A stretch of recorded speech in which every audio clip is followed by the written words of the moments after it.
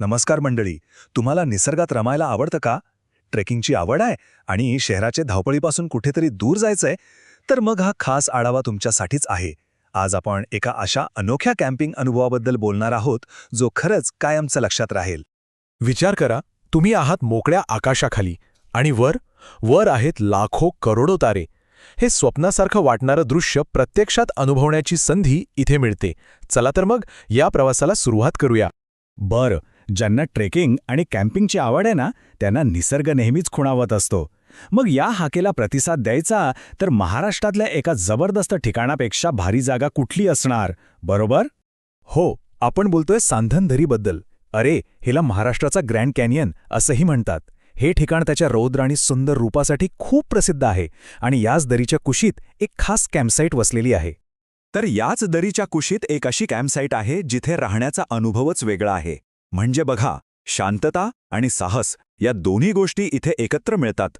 आता बघा, या कॅम्पसाईटची गंमत काय माहितीये? तिची जागा म्हणजे एका बाजूला नजर टाकली की दिसते भव्य सांधनदरी आणि मान दुसरीकडे वळवली की काय दिसतं? तर महाराष्ट्राचं सर्वोच्च शिखर कळसुबाई. म्हणजे एकाच जागेवरून दोन दोन जबरदस्त व्ह्यू. आणि हो, आरामाची आणि सुरक्षेची अजिबात काळजी करायची नाही, कारण येथे मिळतात एकदम स्वच्छ आणि आरामशीर तंबू. तुम्ही ग्रुपसोबत आलात काय किंवा जोडीदारासोबत, सगळ्यांसाठी एकदम मस्त सोय आहे. त्यामुळे टेन्शन न घेता फक्त निसर्गाचा आनंद घ्यायचा. पण खरी मजा तर सुरू होते संध्याकाळनंतर. दिवसभराच्या ट्रेकिंगनंतर एक अशी संध्याकाळ वाट बघत असते जी तुम्ही कधीच विसरणार नाही. बघूया तरी काय काय असते या संध्याकाळात. दिवसाची सांगता होते ती गरमागरम चविष्ट जेवणाने. त्यानंतर मग मित्रमंडळींसोबत शेकोटी पेटते, गप्पांची मैफिल जमते आणि त्यात भर घालण्यासाठी असतो गरमागरम बार्बेक्यू.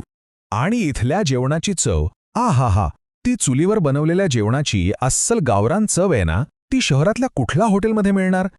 आणि त्यात शेकोटीभोवती बसून गप्पा मारणं, गाणी म्हणणं, हा अनुभव तर शब्दांपलीकडचा आहे.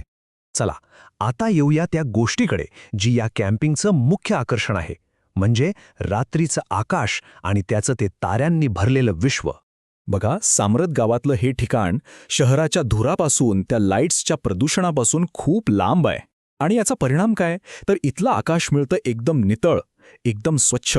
आणि म्हणूनच रात्रीच्या आकाशाचं जे खरंखुरं सौंदर्य आहे ना, ते इथे अनुभवायला मिळतं. आणि या स्वच्छ आकाशात नुसते काही तारे नाही दिसत, तर अक्षरशः असंख्य तारे दिसतात, वेगवेगळे ग्रह दिसतात आणि आपली संपूर्ण आकाशगंगा म्हणजे मिल्की वे, ती सुद्धा अगदी स्पष्ट दिसते. आणि इतकंच नाही, हे सगळं सौंदर्य आणखी जवळून बघायचं असेल तर इथे दुर्बिणीची पण सोय आहे. म्हणजे टेलिस्कोपमधून ते ग्रह, तारे अगदी जवळून बघण्याचा अनुभव घेता येतो.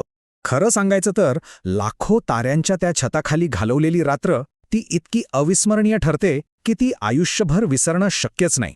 हा अनुभव फक्त जगायचा असतो. बरं, हा अनुभव तर झालाच, पण या कॅम्पिंगला आपल्या पुढच्या ट्रेकिंग प्लॅनशी कसं जोडता येईल ते पण पाहूया. कारण हे ठिकाण फक्त कॅम्पिंगसाठीच नाही, तर एक उत्तम बेस कॅम्प म्हणूनही उपयोगी पडतं. समजा तुमचा पुढचा प्लॅन सांधनदरी ट्रेकचा आहे, किंवा महाराष्ट्रातला तो सगळ्यात अवघड ट्रेक अलंग मदन कुलंग करायचा आहे, किंवा रतनगडला जायचा विचार आहे.